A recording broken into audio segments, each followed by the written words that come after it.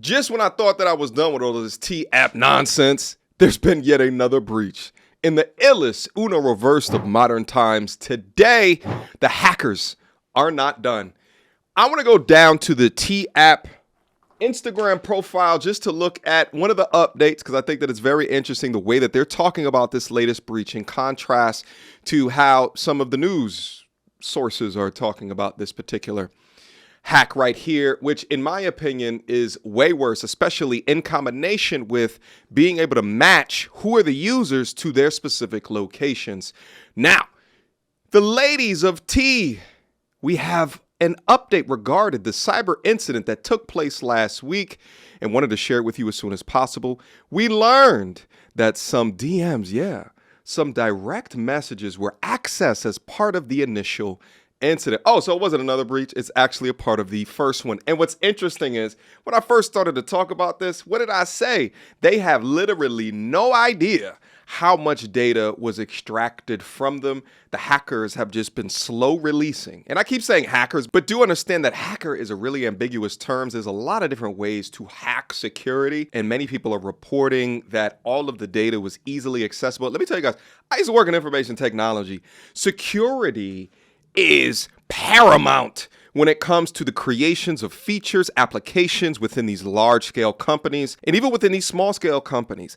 IT security is paid so well because of how important that it is. And through whatever application that we were building in my last place of business, we had to go through the arduous task. And when I'm saying arduous, I'm using that specifically, task of getting approved by the security professionals, and they would often derail, if not shut down, features or applications that were not appropriately vetted from a security perspective. And if there were any security breaches, it would be defined as a P0, which is like a red alert. And all production on the line would stop and all resources would focus on this P0 in order to solve the situation. So you must understand that when you're downloading these apps and you're giving these organizations your information, especially new organizations that you've never heard of before, just understand that all of your information is at risk. But yeah, just like I said, they have absolutely no idea all of the information that was released, including actual messaging, which we're going to get into here in a quick second. Out of an abundance of caution, we have taken the affected system offline. At this time, we have found no evidence of access to other parts of our environment. Yet they found no evidence because they have absolutely no idea. Please note that the direct message feature within T is temporarily unavailable. We committed to keeping you informed as quickly as possible. That said, because this is an active investigation involving external cybersecurity experts and the FBI, there are limits to what we can share and when. Please know that our team remains fully engaged. Okay, whatever. Additionally, we are working to identify users whose personal information was involved and will be offering free identity protection services to those individuals. Imagine how crazy of an app that you have to promote identity protection, yet y'all got hacked, which puts into question the real validity of the app. Just like I've been questioning, it's not about protection of women, it's about T, the gossip for women. If it was actually about security, then they would have done due diligence to hire security professionals to protect the only important thing that the app has. Nevertheless, let's move on. T was born from the mission to, just a bunch of just propaganda bullshit. Now, let's get into a Business Insider article that is reporting on it, giving us a little bit more information. So we already know this information that there was 72,000 images released last week. What's new here is a security researcher told Business Insider he was able to access more than 1.1 million private messages between T's users, including intimate conversations about topics such as divorce, A's, cheating, and R's. Some chats included details such as phone numbers and locations to meet up. The chats were from February 2023 to now. The security researcher told Business Insider that he accessed T-App's data using Firebase, an app development platform. So they had all of the information on an app development platform. He said he was able to access the real-time data until about 4 a.m. Eastern on July 26th.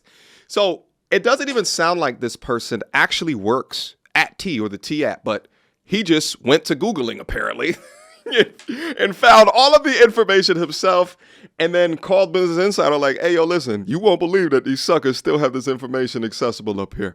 It's not clear whether others had access to this data with the intent to leak or otherwise use it. The security researchers said that T did do a lot of really good security stuff on the code that they wrote themselves, describing the company's own API as very secure. You could think of a API as when you're sitting at a restaurant and you place an order, right?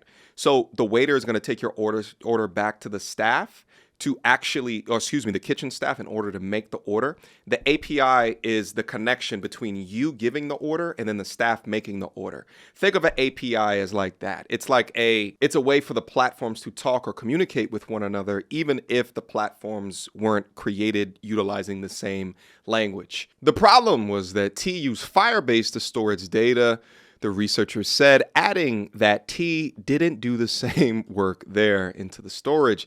We are working to identify any users whose personal information was evolved and will be offering free identity protection services to those individuals. Yep, we already know that already. And the rest of this information here we are familiar with. They have millions and millions of users. If you go back to their Instagram and take a look, so this was just posted a few hours ago. They had a post 2 days ago where they're talking about the security breach. So within the week that they got the security breach, they received 2.5 million new signups from morons to request, even though their information, their messages are getting leaked out onto the internet, which is so crazy. Again, if you go to the post that they just put up a couple of hours ago and take a look, even after this information, you still got these morons. I haven't been accepted in a whole week. What happened to accepting me in a few hours? Insane. That's just great. Just accept me now. My friend got accepted the same day, and it's been a week.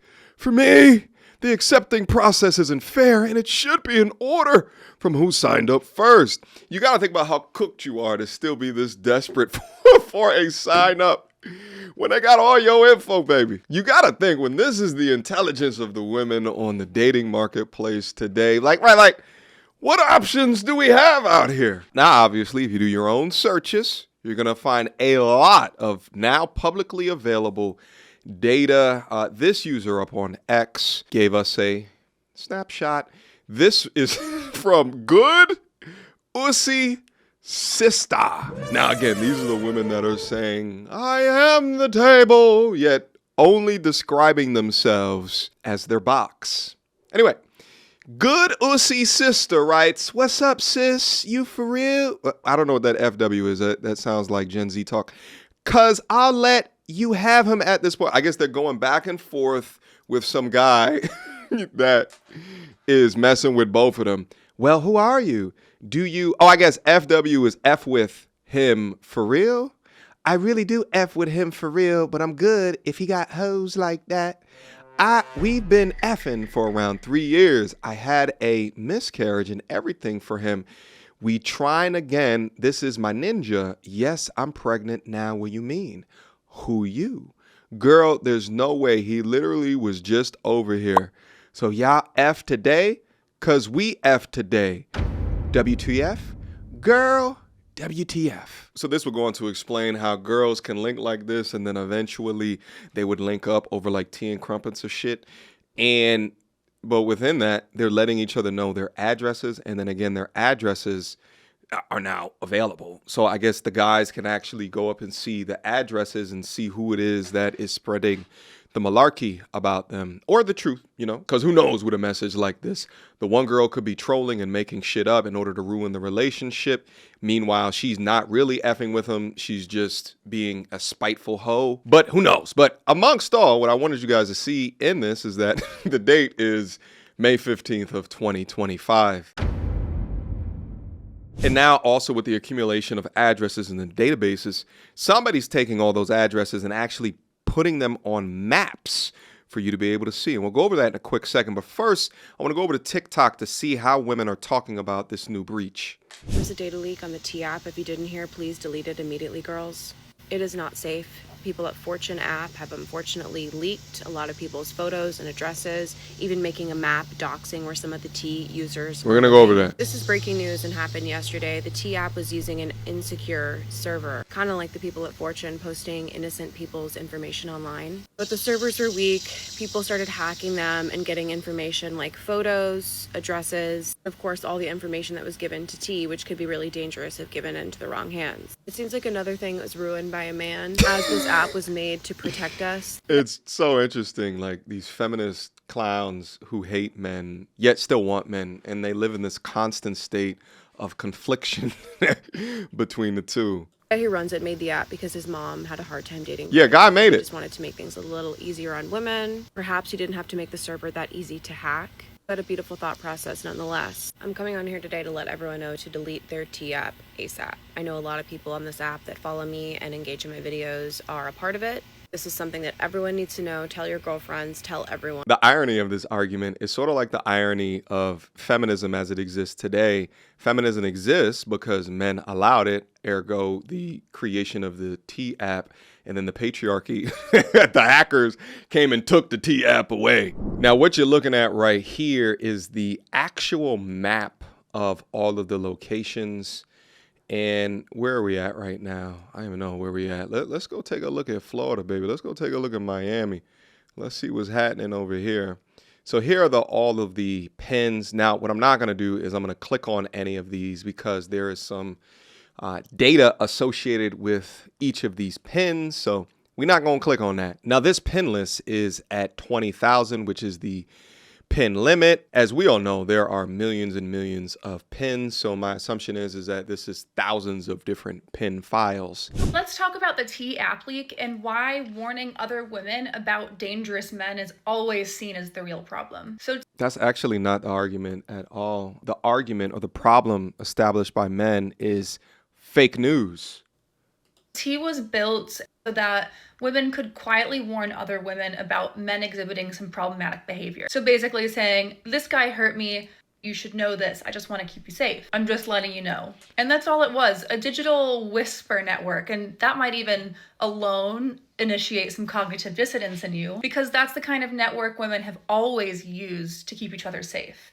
But it's always been demonized. Let's talk about what happened before we unpack that. The T app got hacked. So women's driver's license, their photos, their addresses, their names were all leaked and mapped out like in locations online, which means they were searchable. Men could now find women who had warned people about them or other men. And why would they want to find these women? To retaliate, to threaten, or to punish, which is exactly what's happening right now. Let's unpack what's actually happening right now, because there is a historical pattern for this, and it's been predicted over and over and over. Notice the one-sidedness of the arguments, and they never have sympathy for the other side. They can never, within their minds, think about the app being utilized in a way for reputation destruction, right? To falsely allege things against men.